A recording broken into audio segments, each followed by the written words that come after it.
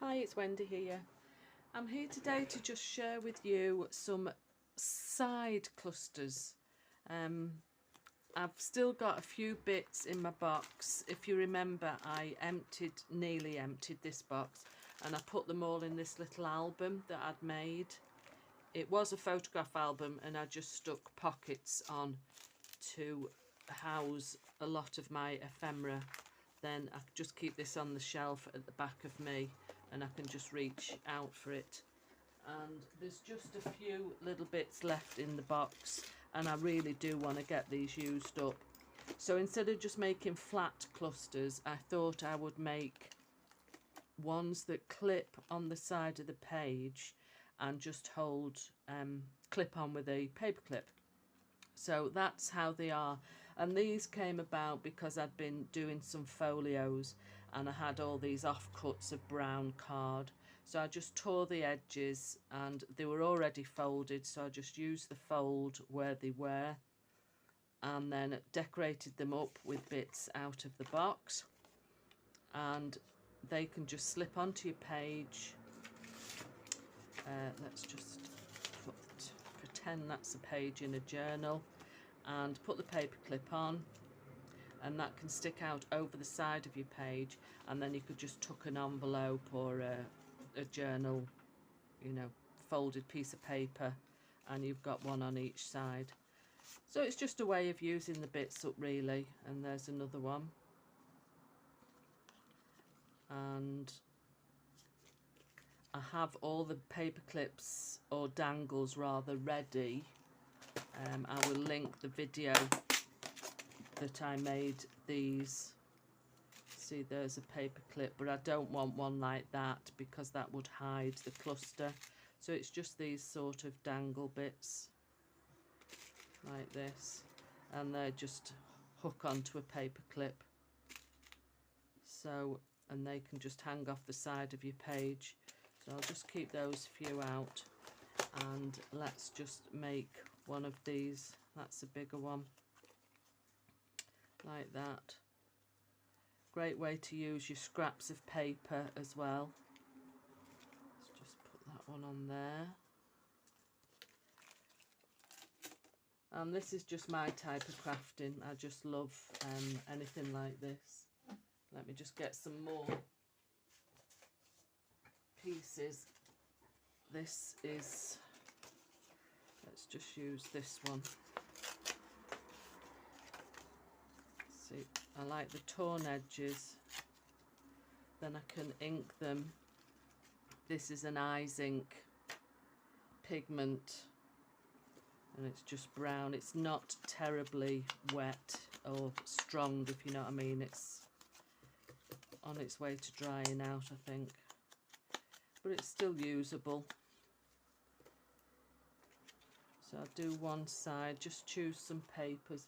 Generally start with a piece of book paper and layer it up. Do a sort of rough layout first. Then I do like the torn edges, I must admit. Let's just tear that one off as well. And I will ink these.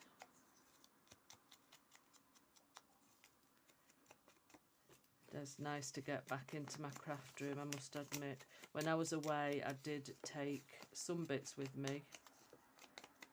Some cutting out bits and my groovy work. I must admit, I didn't do a great deal of that. I did more crocheting while I was there. Oops, nearly knocked the whole lot of glue off. Hold on. I did things like this with crochet cotton and made little doilies. Did quite a few of those while I was away. Right, I'm going to stick that, then find some sort of, that's a bit lost on the book page. There's a flower there. That would look quite nice, a yellow flower. So you don't need too much, you don't want too much thickness into your journal. So let's just glue this one in.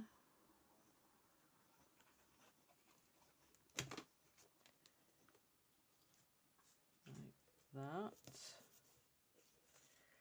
Then this one on top.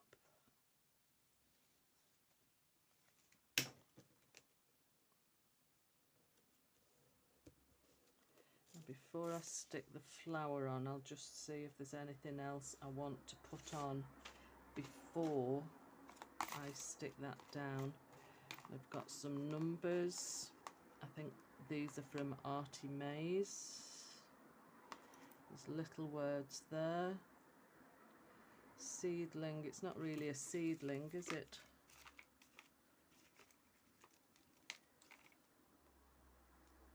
Notes, that would go quite well because it's quite neutral. Let's see what other words we've got. Field notes, that's a bit white, so let's just brown that up a bit.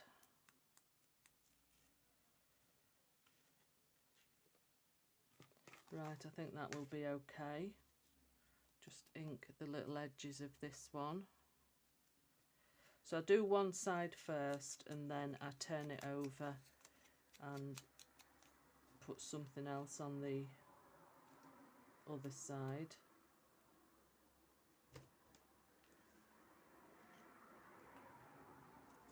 Stick that one at the bottom on the left. And we all look for ways to use odd bits and bobs, and this is a great way of using your scrappy bits of paper. I was watching a video this morning while I was having breakfast. I think it was an old one from Corrie Damon, and she was just making little clusters and they looked absolutely lovely. She just uses like 3 strips of paper, but she did stitch hers, and I know I should do, but this is just a quick video. You can always stitch it anyway. Right, let's choose another piece of paper for the other side. I'll put one at the top.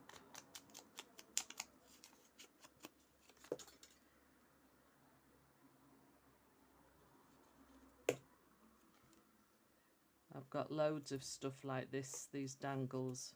I do like making the dangles, I must admit. Let's just have, I just want to rip that edge.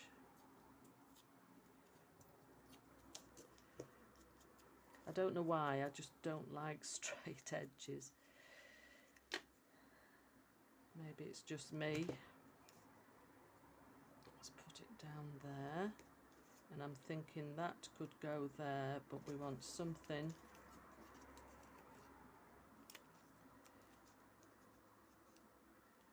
Now that's got a straight edge, but it would be hidden because it's not quite long enough. Right, that can go at the bottom.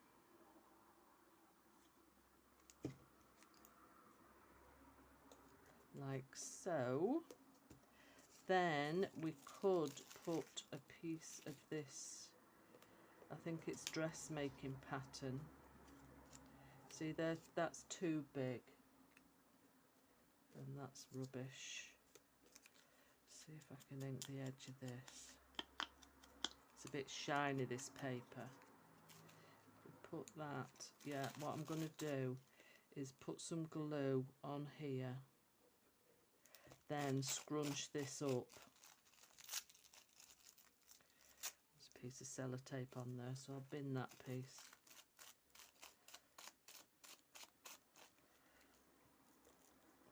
Because it's so fine, I can scrunch it up quite nicely like that. Then just rip that bit off. Put a bit more glue down there. Like so. Then that could go in the middle. and on some of them I've been using my leftover bits of crystal gems, say like there. Put 3 dots and get my little gems out. These ones are all left over from crystal art, and I'm not bothered about the colours. There's black, grey, blue, different shades of brown. Just a way of using them up, really. Let's put some up there. Just dab them around. There's that many to use. I did bring a load home at Christmas because Holly was doing a large one, and Tessie was making one as well. I do love crafting with the kids. Right, that'll do. Now we could do with a word or number on here. Let's see what we've got. A seedling would do for that, I think, because it's like a small plant. I don't know if any of you grow orchids, but we bought one a while ago, and I've just decided it needs repotting. So I had to buy a bag of special compost this morning. So I've been doing that this morning. You have to have special compost for orchids. So I'm hoping it's not flourishing. The flowers died off it, but there's new leaves in the centre, so it must be doing okay. But it was obviously still in the pot that we'd bought it in at the supermarket. I know you shouldn't really buy things like that at the supermarket, but they look so pretty when you see them there.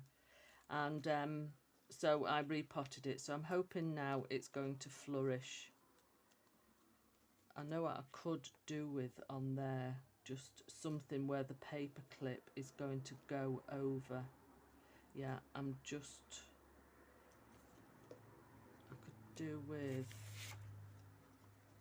let's just see.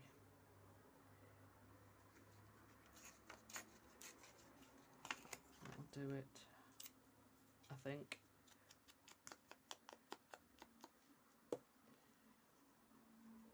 Yeah, I'm just going to stick that under there. It's just with the paper clips going to be sliding on and off, and because that paper is sort of wrinkled, it might just tear into it. I just want to try and edge that underneath like that, I think. Right, let's have a look. Let's find a paper clip. These ones are plastic coated, so it shouldn't be too bad. Let's use the one with the leaf on. Just slide it over. That folds over like that, and that will go on the edge of the page as like that, and that will hang over. So that's a few little page edges. Not sure what we would call them. Bits of clusters. And so there's one on the other side, and that's 2, 3, and number 4.